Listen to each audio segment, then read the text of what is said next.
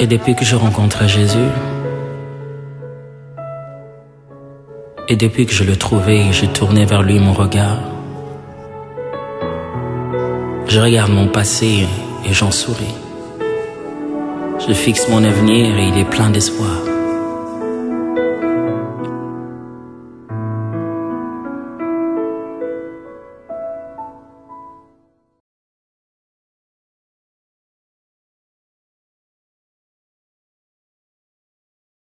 Shalom, shalom, fidèles téléspectateurs, téléspectatrices de l'émission Bonne Odeur, vous qui nous suivez par Nazareth TV Réflexe, je vous salue au nom du Seigneur Jésus-Christ. Vous allez vous étonner, mais à toute chose, nous rendons grâce à Dieu qui a rendu possible que je sois aux États-Unis, particulièrement dans l'État d'Atlanta, reçu par un des apôtres, à la personne de l'apôtre Rémi Olembo, qui m'a reçu dans son église Nazareth, qui prime plus les noms ethniques, c'est ce que j'ai plus aimé. Et il m'a accordé la grâce de passer à cette émission où je vais répondre à 5 questions. Merci, merci, merci. Je crois que vous ne serez pas déçus durant les quelques minutes que nous allons passer ensemble. Quand la première question qui m'est posée, c'est à moi de me présenter, qui je suis et qu'est-ce que je fais. Et pour ceux qui me voient déjà sur YouTube, nous sommes de la génération de 80. Hein? Je m'appelle Jimmy Nembamba Kibongela. Je suis congolais, j'ai vu au Congo, je suis marié à une seule épouse, Dinzolé Jeannette, Marie Jimmy, comme je l'appelle. Dieu nous a fait grâce que nous sommes ensemble avec lui. Pasteur titulaire de l'église de la Fraternité, cette grande communauté qui a commencé aux années 83. Dieu nous a fait grâce de travailler plus de 30 ans dans le ministère. Pour le moment, je suis représentant légal de l'aide missionnaire pour les saillies des âmes dans le monde. Mais pour une brève aperçu, je suis un enfant des Assemblées de Dieu, formé par les Assemblées de Dieu, étudié dans l'Institut public des Assemblées de Dieu, étudié dans l'Institut supérieur des Assemblées de Dieu. Et j'ai pour père spirituel l'apôtre patriarche Nkela Nimpata. Et Dieu nous a fait grâce. Je crois que ce qui est plus important, pour ne pas parler plus de nous-mêmes, ce que je fais maintenant.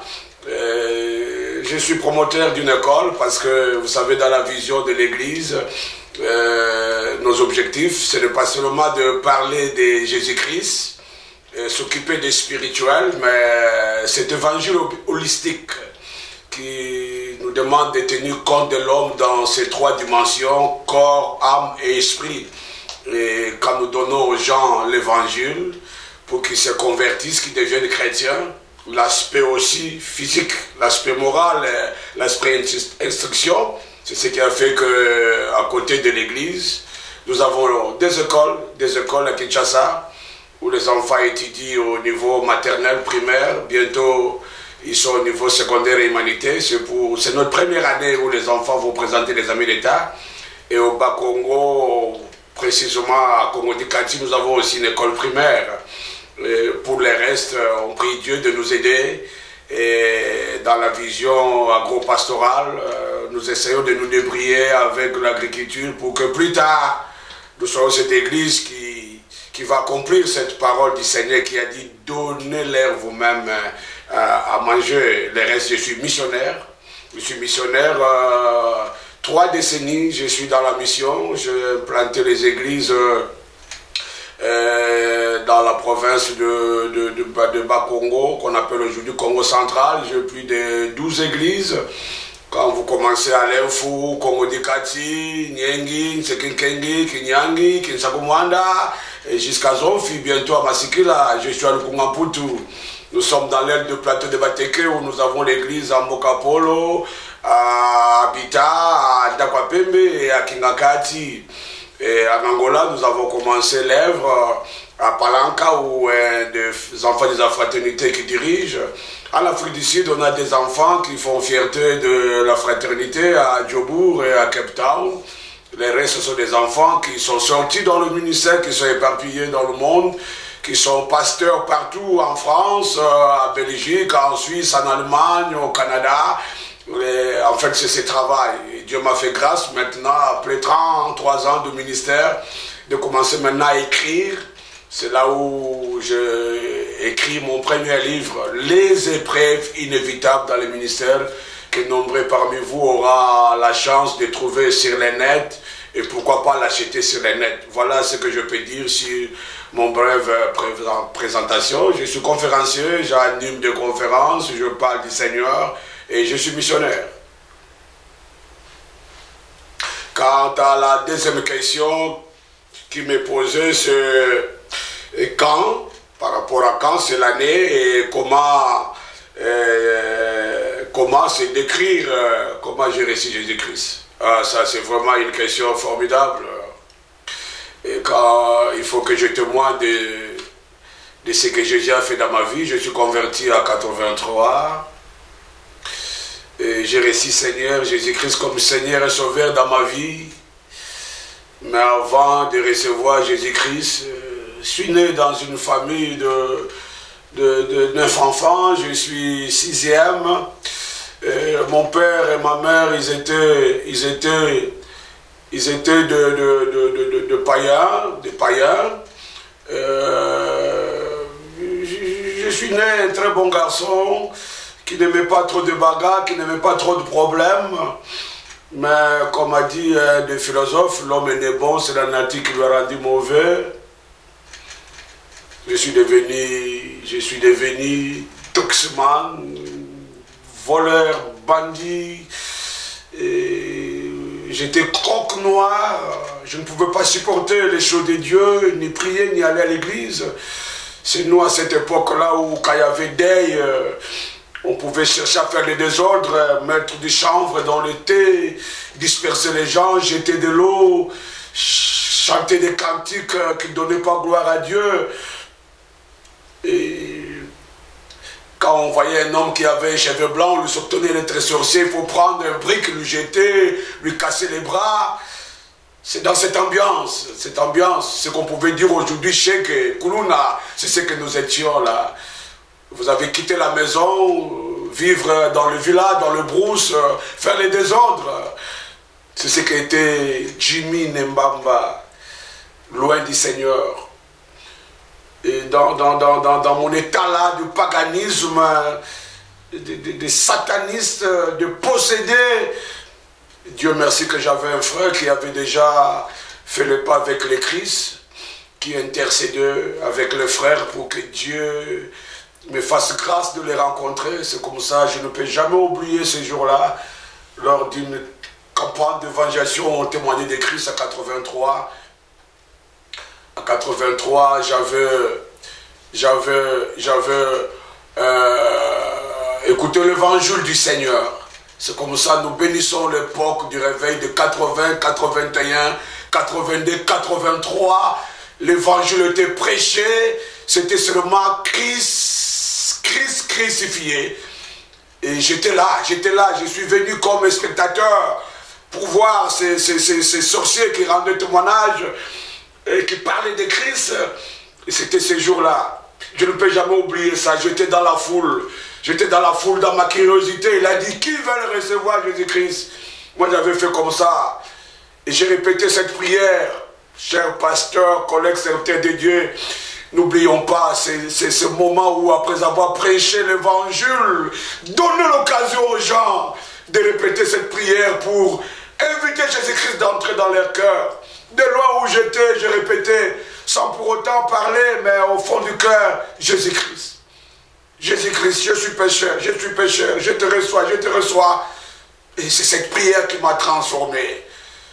Tout ce qui était noir était devenu lumière. Et à partir de ce jour-là, je commençais à sentir le dégoût du monde, du péché. Et Dieu merci, à cette époque-là, Dieu nous a donné des bergers, des hommes qui pouvaient nous prendre comme des bébés, sales comme nous étions venus dans la foi, pour nous accepter avec notre saleté, nous laver.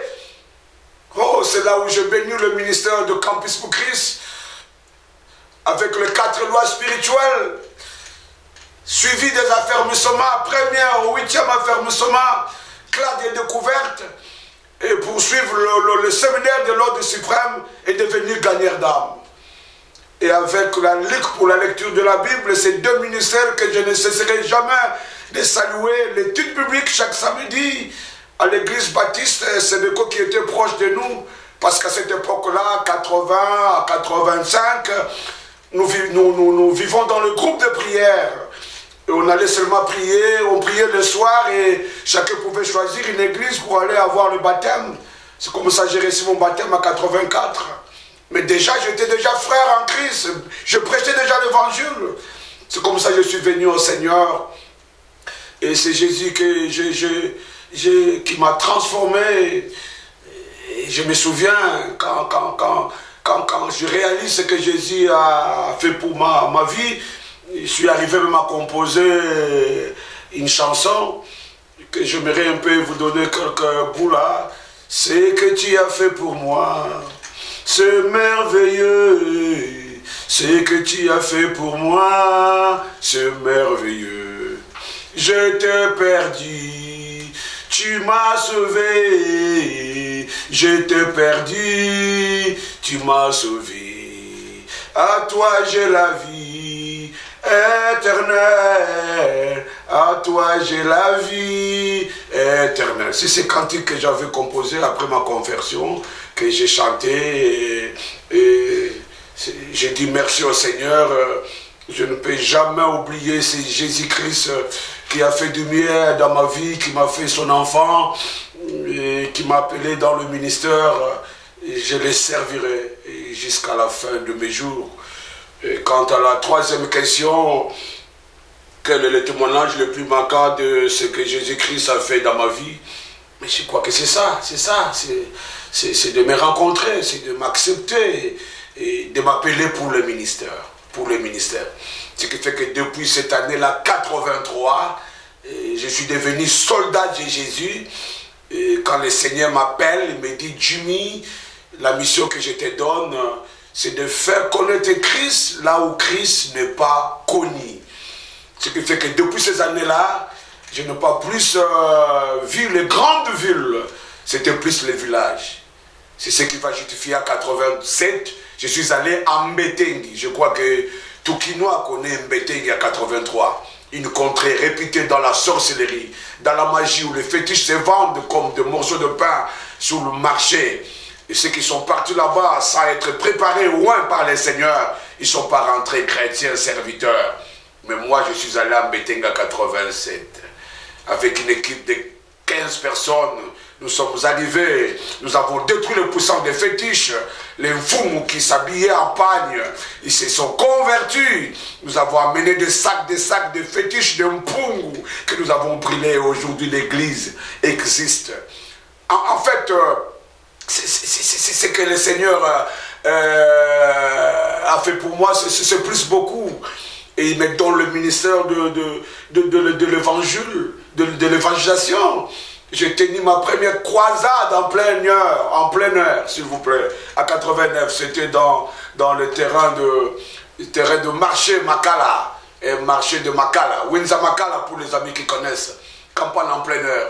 Je vais le tenir encore à 91, c'était à 1991 au terrain Snell, et puis à 93 je le ferai au terrain Régie des Eaux, sans compter les missions que Dieu nous a envoyées avant de venir aux États-Unis, où on pouvait aller à Brazzaville, au Centrafrique, Cameroun, Afrique du Sud, prêcher l'évangile du Seigneur.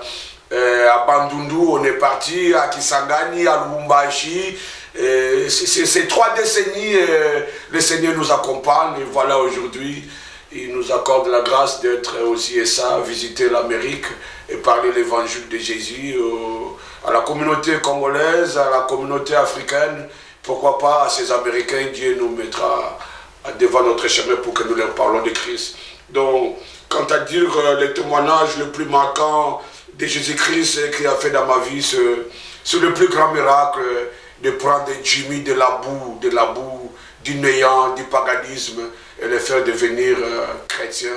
Et depuis 83, aujourd'hui, 34 ans, je suis chrétien, je le sers dans la crainte et dans la fidélité. Il me protège, que des accidents on n'a pas raté. On n'a pas raté, on a risqué la vie quand on a pris le bateau. Je me souviens que je pouvais me noyer sur le fleuve Congo quand je suis allé prêcher à Bolobo. Et des accidents de route, n'en parlons pas. Pour ceux qui auront le temps de visiter notre site web, notre website omsam-fraternityinenglish.com, et vous verrez dans la présentation de la vision comment nous avons roulé sur un Land Rover. À 2 h du matin, nous étions là, mais Dieu nous a sauvé la vie. Il y a beaucoup de choses que le Seigneur a fait dans ma vie. S'il faut parler, je crois que dans 10 minutes, on ne saura pas. Gloire à Dieu. Quant à la 4e question, pouvez-vous inviter ceux qui ne connaissent pas encore le Seigneur de les recevoir comme leur Seigneur et Sauveur? Je pense que dans la vie, il y a 2 choix. Il y a 2 choix importants que vous devez faire. Et il ne faut pas blaguer avec ces 2 choix. Le premier choix, c'est le choix de recevoir Jésus-Christ comme Seigneur et Sauveur. Et vous devez le faire de tout votre cœur, en âme et conscience. Parce qu'on ne reçoit que Jésus une seule fois dans sa vie. Frères et sœurs, Jésus est le meilleur que le monde ne peut jamais connaître. On peut tout avoir, on peut tout posséder. Mais si on n'a pas Jésus, on est zéro. La vie sans Jésus n'a pas de sens. Il est le meilleur de tout. Alors j'aimerais vous inviter, vous qui me suivez, sur Nazareth, Reflex TV, vous qui me suivez, de partout dans le monde, sur YouTube. Si vous n'avez pas encore reçu Jésus-Christ dans votre vie, vous êtes le plus de malheureux de celui qui peut vivre sur ce monde. Parce que Jésus, comme la Bible dit, il est le chemin, la vérité et la vie. Nul ne peut aller au Père sans passer par lui. Un seul médiateur entre Dieu et les hommes, c'est Jésus-Christ de Nazareth. Il y a de salut qu'en son nom. En dehors de Jésus, il n'y a pas de salut. Qu'on ne vous trompe pas, ceux qui vous disent que chaque nation a son sauveur. Non, non, non, non, non, non, non. Un seul sauveur. Comme la Bible dit dans Jean chapitre 3, verset 16. Car Dieu a tant aimé le monde, qu'il a donné son Fils unique, afin que quiconque croit en lui ne périsse point, mais qu'il ait la vie éternelle. En lui a la vie. Celui qui a le Christ a la vie, celui qui n'a pas le Christ n'a pas la vie éternelle. Tu peux avoir de l'argent, tu peux avoir de l'intelligence, tu peux avoir des titres, c'est pas mauvais. Étudier jusqu'à accrocher des diplômes de doctorat à telle discipline, c'est pas mauvais. Tu peux avoir des millions, des milliards de dollars, c'est pas mauvais. Tu peux être honoré par les hommes, tu peux être élevé par les hommes. Mais si tu n'as pas Jésus-Christ, tu n'as pas place dans le royaume des cieux. Le jour où il viendra, parce que nous sommes ceux qui croyons à l'eschatologie, au retour du Seigneur Jésus-Christ. Que personne ne vous trompe, ce monde d'un jour, il y a un décideur, c'est Dieu. C'est Dieu le décideur de ce monde. Qu'on ne vous trompe pas, il ne dort pas. Le diable dort, mais lui ne dort pas. Le jour qui va décider la fin va venir. La Bible dit dans 1 Thessaloniciens, l'archange va sonner la trompette et le Fils de Dieu descendra. Les morts en Christ ressusciteront. Ceux qui seront vivants seront transformés en clin d'œil. Voilà, je m'en vais à vous qui m'avez suivi. Apocalypse 3:20 dit, je me tiens à la porte, je frappe. Si quelqu'un dans ma voix ouvre, moi j'entrerai, je mangerai, je souperai avec lui, je serai avec lui. Et à vous qui m'avez suivi, là dans vos salons, là sur votre téléphone, là sur votre tablette, là sur votre iPad, vous qui me suivez sur votre télévision là, si vous voulez recevoir Jésus-Christ, inclinez-vous dans la prière et répétez cette prière comme moi je l'avais répétée à 83. il y a une puissance de transformation, de régénération qui va vous pénétrer et vous ne serez plus la même. Répète après moi. Seigneur Jésus-Christ, j'ai écouté ta parole. J'ai entendu le témoignage de cet homme, Jimmy, qui fut païen, que tu as transformé. Je reconnais que je suis pécheur. J'ai commis beaucoup de péchés devant toi. Je ne suis pas même digne de m'approcher de toi. Mais aujourd'hui, à l'instant, je prends la décision d'abandonner le monde, d'abandonner le péché, d'abandonner Satan, de tourner les dos vers eux et de tourner les regards vers toi. J'ouvre mon cœur. Je t'invite, Jésus. Viens, entre dans mon cœur. Je te reçois, Jésus, comme sauveur et Seigneur de ma vie. Pardonne mes péchés. Prends mon nom, inscris-le dans le livre de vie.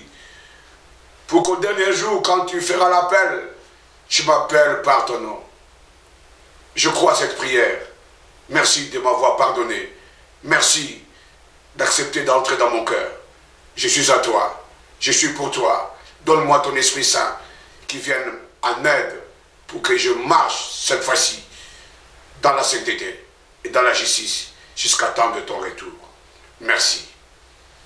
J'aimerais que tu prennes quelques minutes de silence pour que je prie pour toi. Seigneur, je voulais te recommander tous ces hommes et femmes qui, après avoir écouté ces témoignages, ce que tu as fait dans ma vie, qui ont accepté, puisse leur venir en aide comme tu m'es venu en aide et à des milliers des hommes et des femmes qui ont donné vie à toi. Tu ne refuses pas celui qui vient à toi. Je te prie, Jésus, Jésus, Jésus, accompagne ces hommes et femmes, ces jeunes garçons, jeunes filles, papa, maman, qui ont donné leur vie à toi.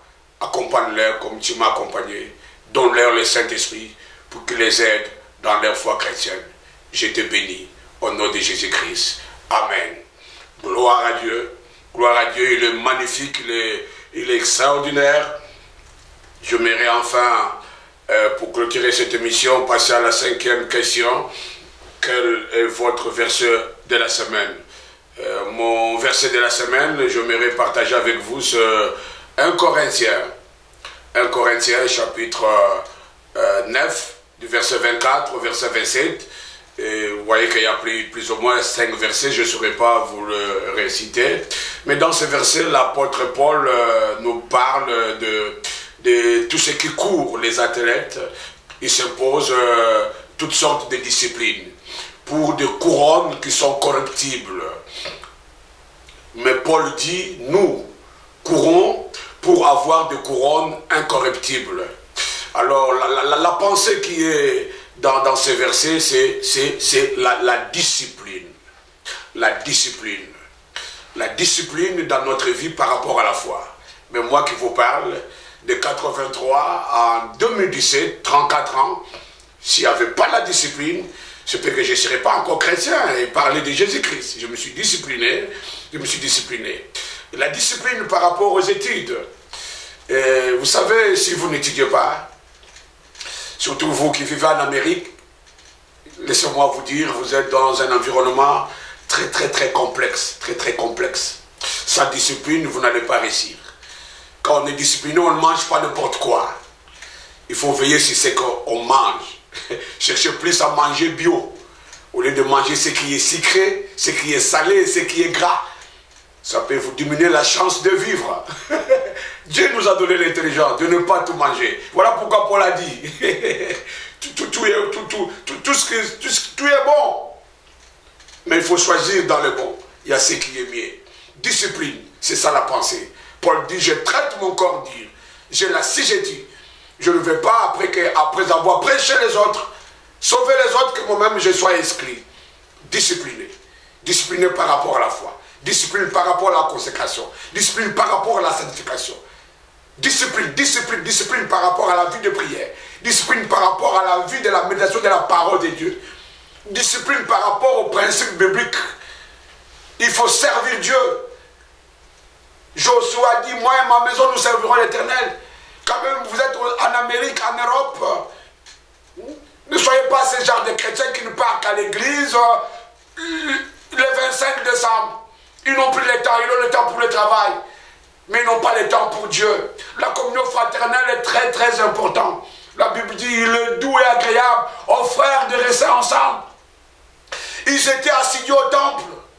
Malgré votre horaire compliqué. Comme j'ai remarqué ici en Amérique, vous n'avez que quitte deux fois par semaine. Le mercredi soir, comme je l'ai vu, ainsi que le dimanche matin. Venez assister au culte. Adorez Dieu. Adorez Dieu avec les amis. Écoutez la parole de Dieu. Et enfin, discipline par rapport à la dîme. À la dîme. Ça me fait mal, le pasteur congolais qui sont en Amérique ici. Certains se plaignent de ne pas être pris en charge par l'église. Pourquoi? Nous qui venons de l'Afrique avec nos situations économiques difficiles, nous arrivons quand même à donner à nos pasteurs des salaires pour vivre. Et ce sont des principes bibliques. Ils sont des lévites, des hommes de Dieu, ouais, choisis. Paul a commencé à travailler quand l'église n'était pas à mesure de l'assister. Il était faiseur des tentes. Mais quand Dieu lui a donné des hommes, des femmes, de Lydie, des femmes de moyens, il a laissé pour se donner à temps plein pour le travail. Mais c'est vous les frères, les sœurs de l'église qui travaillent, disciplinés par rapport au principe de la loi de semences, de la loi de semer et de moissonner, fidèles dans le paiement de vos dîmes. Quand vous payerez vos dîmes, l'œuvre de Dieu aura de l'argent, l'œuvre de Dieu ne souffrira pas. Le pasteur aura un bon salaire. Laissez-moi vous dire un secret. Il y a un grand apôtre ici en Amérique qu'on appelle l'apôtre Ball de l'église du Rocher. Il a écrit dans son livre, il dit, dans mon église, 98% payent la dîme. Et j'ai un message pour les 2% qui ne payent pas. Il leur dit, votre place n'est pas ici. C'est un pasteur qui a souffert, mais quand il a enseigné sur la dîme et les offrandes, et le ministère a été béni et il s'est donné maintenant à full time pour le travail. Discipline. Discipline dans la façon de servir Dieu. Être des frères et sœurs combattants, servant Dieu, comme notre frère Julien. Il travaille dans la presse, je le vois très actif. Donnez beaucoup de l'intelligence dans l'œuvre de Dieu. Dans l'œuvre de Dieu. Étudiez. Vous savez, après un certain moment, je me suis dit, quand nous avons commencé la foi, nous n'avons pas l'intelligence qu'on a aujourd'hui. Vous verrez qu'aujourd'hui, maintenant, Dieu peut vous faire la grâce d'avoir une portion de terre pour faire l'agriculture et que vous trouvez dans l'église, vous n'avez aucun agronome. Parce qu'on n'avait pas pensé à ça. Quand nous aurons des écoles de théologie, quand il faut transporter les théologies ici à Ménès au Congo, mais nous aurons besoin de frères et sœurs qui ont étudié ici, qui ont des doctorats en théologie, en management. Oui, discipline. C'est ça la pensée du jour, de la semaine par rapport à ces versets. Disciplinez-vous. Même pour les ciels, disciplinez-vous. Disciplinez-vous par rapport au ciel. Lisez la parole de Dieu jour et nuit. Il a dit à Josué que ce livre de la loi ne s'éloigne pas de ta bouche. Médite-le jour et nuit. Hein? Priez sans cesse. Daniel, à Babylone, il a respecté prière matin, prière midi, prière soir. Discipline en tout. Discipline dans l'éducation des enfants. Discipline dans l'éducation des enfants. Oui, c'est vrai que vous avez accepté d'être en Amérique, en Europe, partout. L'éducation des enfants en Europe, en Occident, en Amérique, ce n'est pas comme l'éducation de nos enfants là-bas. Ici, la loi a fait que les enfants soient au même égal avec leurs parents. Non! Ça, c'est pas la Bible. La Bible dit, enfants, obéissez à vos parents. Respectez-les, honorez-les. Et voilà pourquoi vous devez discipliner les enfants pour qu'ils ne s'approprient pas d'autres cultures qui les éloignent de la volonté de Dieu. Discipline, discipline, c'est ça que je partage avec vous comme pensée de la semaine dans ces textes de 1 Corinthiens, chapitre 9, 24 à 27. Que Dieu soit béni, que Dieu soit loué. Je crois que vous avez été bénis par mon intervention. Je voudrais ici remercier mon frère Julien qui a été aux caméras pour prendre la prise, et à celui qui va faire le montage et au réalisateur. Et grand merci surtout à l'apôtre Rémi Olembo qui m'a fait ce privilège. Que Dieu le bénisse, il bénit sa femme, il bénit sa famille, il bénit son église, il bénit son ministère. C'est un homme qui a un grand cœur. Je vis ce qu'il fait et comment il accompagne la communauté africaine ici. Je dis, ce n'est pas en vain que Dieu l'a envoyé ici en Amérique. J'ai vu son cœur, un cœur grand, un cœur gros, qu'il soit béni. Donc je ne peux que vous dire, soyez bénis, vous tous qui m'avez suivi, que les dieux d'amour, de paix, vous fassent grâce de vivre dans cette bonne odeur de Christ. Jesus is good. God bless you. Amen. Reflect TV, Channel of Reflection. Reflect TV, Channel of Reflection. Reflect TV, Channel of Reflection.